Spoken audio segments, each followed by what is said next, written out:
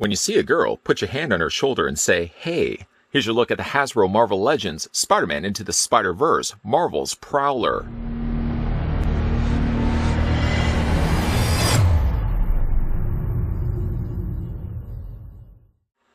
Equipped with an armored suit and gadget-filled wrist gauntlets, Prowler pursues his enemies under the cover of darkness.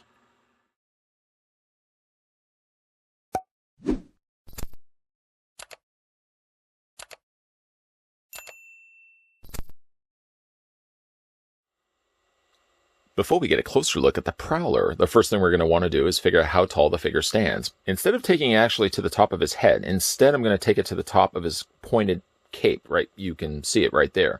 That seems to be the highest point, so I'm going to stop it right there instead. According to the readout, Prowler stands 6.9 inches in height. We can switch that to centimeters, revealing that the figure is 17.6, a little over 17.5 centimeters tall. Prowler doesn't come with much in the way of accessories. He comes included with a briefcase, and he comes included with a part for Stilt-Man, specifically the arm. So let's reach off to the camera, off to the side where the black hole currently resides. Let go of the torso. There we go. Of course, the torso that came included with Gwen Stacy is the torso that we needed to sort of start building up our Stilt-Man. I know there's not really much going on with him right now, and I did take a bit of a break looking at these Marvel Legends figures to have a look at other things, but we're going back to where we should have gone and finished him off here. So as it stands right now, like I said, there's not much to be said for Stilt-Man. He does, however, like I said, for Prowler, come included with an arm. The strange thing is, generally when you do get these Build-A-Figure, Collect and Connect figures, usually, like, the arms are always together. So you would get the left and the right. In this case, you'll actually only get one of the arms. And what's even stranger is the fact that he comes included with one arm, and then he comes with a swappable hand for that very same arm. I guess I shouldn't be finding fault with that, because it would be even worse if he came with a hand for the other arm. So at least he comes with swappable options for the one arm. But again, I'm so used to the idea that these figures, generally when you get arms, their arms are together. You get the pair at the same time. Nonetheless, though, we're going to go ahead and snap this in place. I was just trying to really look at the other figures for the Marvel Legends wave of Into the Spider-Verse, trying to gauge whether what I'm about to do could be ruining the figure, because maybe I may have needed to use the torso. But I think the top cover piece basically just slides in place. And I think it's safe to go ahead and take the arm and do that. I suppose if I do have to go back and fix that, I could probably just pop the arm back off. Yeah, see, it's easy peasy. We're going to go ahead and snap that into place for the time being. Again, I really want to mention the fact that plastic that they use for this is really slick. When you're holding it, it's almost like it's just covered in grease, even though not grease is probably not the best word to use to describe it. But the plastic definitely has a different sheen to it when you're feeling the plastic for this figure. Anyways, that's all we got for Stilt-Man for the time being. Of course, we still need arms. Well, we need one other arm, a head, the cover collar piece, and of course the legs, and a continuation of the legs, and a continuation of the legs, and the continuation of the legs. Well, you get the idea. So we're going to go ahead and move the part of Stilt-Man out of the way. I could say that maybe they did kind of fill out this line a little bit more than what they needed to do in order just to get all the pieces together for Stilt-Man. Again, they probably could have released the arms at the same time, but we're going to just leave that for the time being. As I said, he comes included with a briefcase of loot, and you can see there's the briefcase right there. Some nice detailing done to the surface of the plastic. Unfortunately, the hinges on the back aren't colored in. The latches, at least on the front, are. You can see the handle is a different color, as well as the little latches on either side. What? No security on this? You're just going to pull those, pop that open, and you can open this up to reveal some money inside. Be careful, though. The money is removable. You can take this whole tray out. Is that really what dollars look like, $100 look like in the cartoon world? They're literally just putting 100 across the top of it. At least we know what denomination this actually is. But literally, like I said, it's just a plastic tray. One good thing is, I guess, if you want to use the suitcase for something else, the briefcase for something else, you can just simply leave the money out and then just use this for, travel purposes, business purposes. But we're going to go ahead and put the money back in place because I don't want to lose that. In case you are curious, you can take the briefcase and fit it into either one of Prowler's hands. Just like that. Wow, that was super easy. Try it on the other side. One good thing is that the handle is small enough that it doesn't involve any bit of prying for those hands to open up in order to fit that in place. As you can see, he holds the briefcase perfectly fine.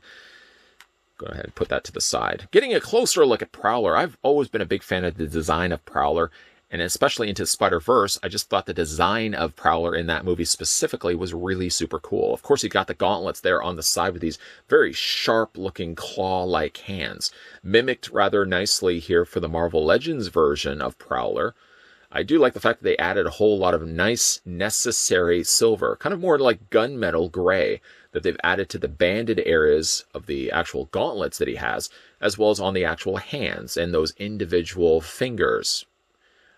It's really cleanly applied as well. The divided areas between the metal, as you can see, are still kept to black. And like I said, the paint is pretty good on the hands, and that's just the hands alone. Getting a closer look at the head sculpt, I will tell you right off the bat, let's talk a little bit about the cape. I know I wanted to really start this review looking at the head, but I can't. I have to go beelining it for the time being and look at the cape. Capes are always generally a problem when it comes to Marvel Legends. Sometimes, most of the time, they are plugged into place, pegged into place. You can see there's the hole on the back, there's the peg right there, and you just line the two up and you snap these in, or plug them in. But I find it never really stays. There got to be another way around it, whether they just permanently affix the cape to these figures, because ultimately, even if you do your best, you think you've succeeded and you want to brag around to the neighborhood that you've actually done it. Sure enough, before you start moving the figure, the cape's going to pop back off again. Just, you know, it's a bit floppy when you have it on the actual figure. So like I said, it just literally flops back and forth. If you ever decide you do want to take off the cape, you can just remove the head, pop this completely off, and you have yourself an uncaped version of Prowler. But I like the design of it with the cape. And I don't know if I want to use the term gluing, but I may ultimately just glue that peg into the peg hole so that the cape isn't going to be going anywhere, because it's always a nuisance.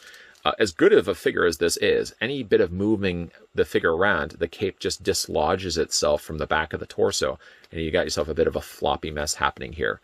As it goes for a floppy mess, I think the back of the cape is sculpted rather nicely. Of course, you got the natural drapings at the top where the cape would fall naturally against the shoulders of the character, like also the little pointed tips that they got at the bottom there as well. Okay, let's go back to the head sculpt here.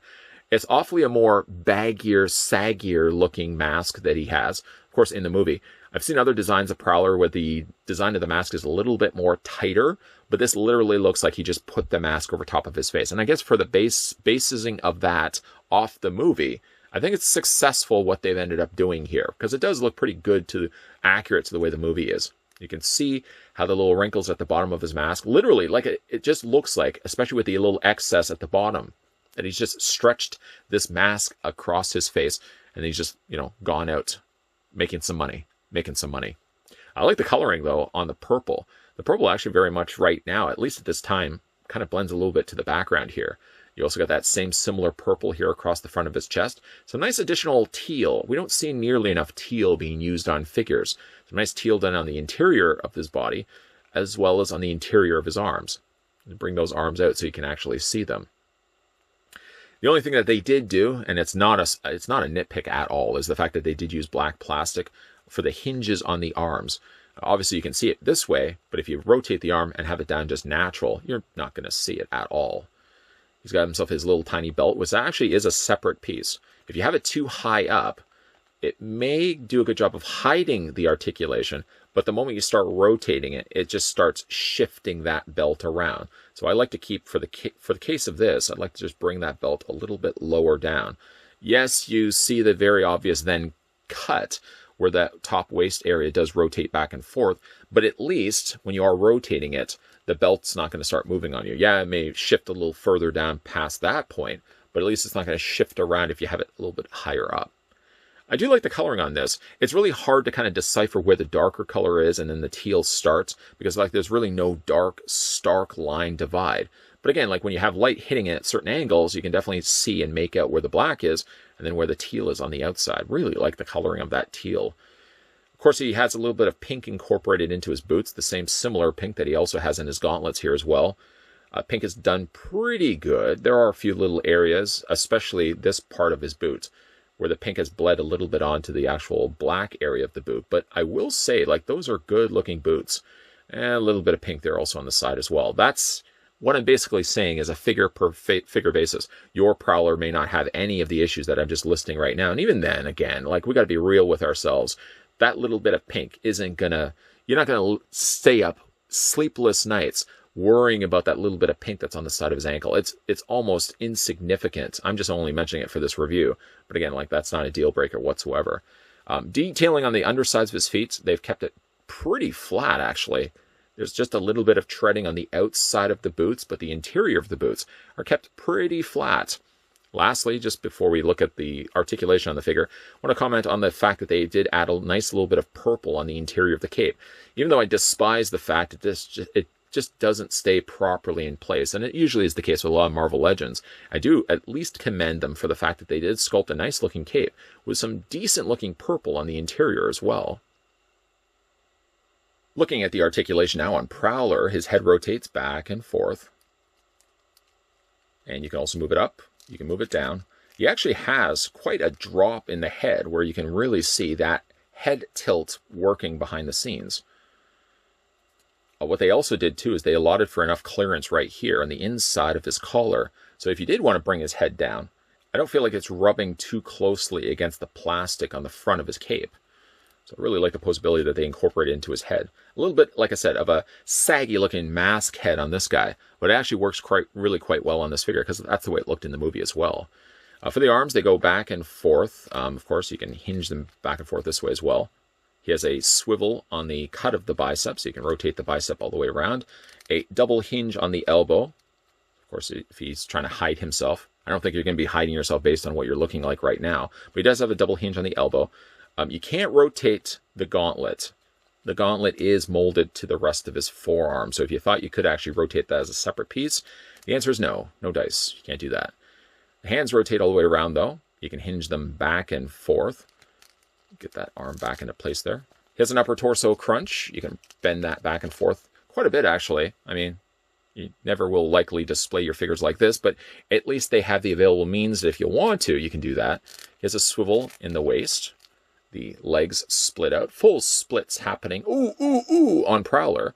You can move the legs forward and back. He has a swivel 3/4 of the cut of the thigh, 3/4 of the way up the thigh. He has a swivel cut there. He has a double hinge on the knee. Right there, 1 and 2. And then when it comes to his boots independently rotate because they are separate pieces from the rest of his leg.